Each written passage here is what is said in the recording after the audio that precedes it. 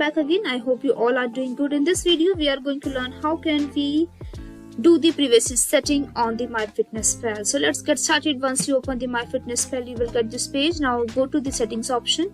In this you can see privacy setting, and under this category you have an option of privacy setting. Click on this. So here you can see my profile is viewable by.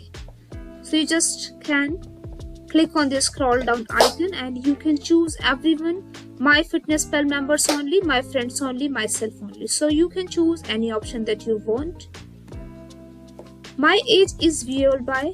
Again you can click on the scroll down icon. Again you have 4 options: everyone, Myfitnesspal members only, my friends only, myself only. So choose any option and just click on the save changes. So this is how you can change your privacy setting here. So that's it for this video guys. I hope it was great help to you. Thanks for watching this and I will see you in the next video.